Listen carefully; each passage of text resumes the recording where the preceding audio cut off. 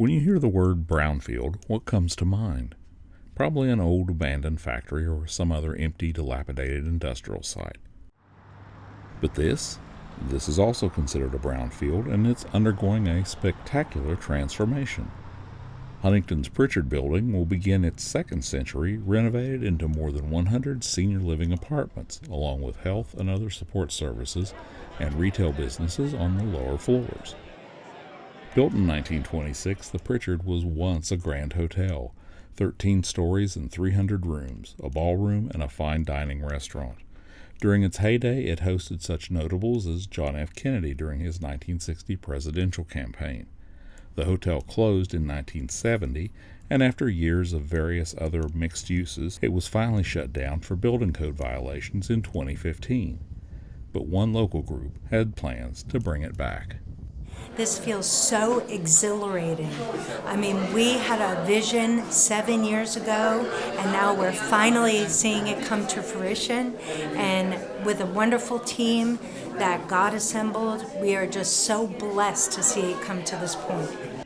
The group held an open house this week, hosting local leaders, supporters, and prospective future residents who were able to tour the work in progress and check out some of the finished apartments.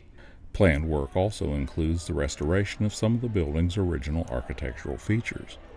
But before any of this work could even start, it took a small but very necessary first step, and that's where the DEP's Brownfield program and the West Virginia Brownfields Assistance Centers come in.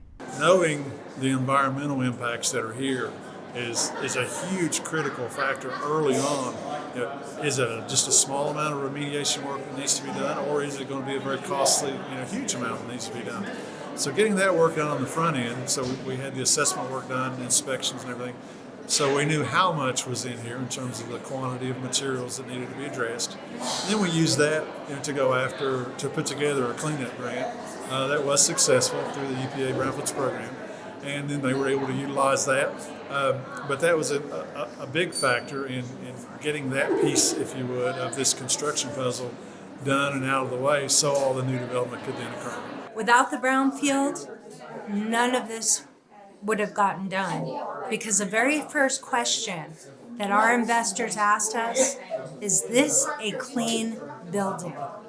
And I was able to say yes, because I got a $500,000 grant from the Brownfield development in order to clean up the asbestos, and every bit that needed remediation we were able to do through the Brownfield grant. And with that, the group was able to bring together investors, along with state and federal funding, to the tune of more than $50 million for the renovation to address the critical need for affordable senior housing. It's going to impact the senior population to give them the resources they desperately need, safe, affordable housing, along with wraparound programs that are going to benefit them and enrich their lives. I don't think that we really understand how big of an impact it's going to be. More than 100 new residents are going to be here, plus all the commercial space downstairs, the healthcare facilities, and the other things that are going to be here. This is actually going to change this part of Huntington tremendously over the next couple of years, and that will probably spur more projects in this immediate area right here. The DEP offers a variety of programs to help communities overcome the challenges of redeveloping brownfield properties. You can find more information by visiting our website, dep.wv.gov, and typing brownfields in the search box. And if you'd like to find out more about senior living options at the Prichard, you can visit their website, theprichard.com. For Environment Matters, I'm Mike Huff in Huntington. Thanks for watching.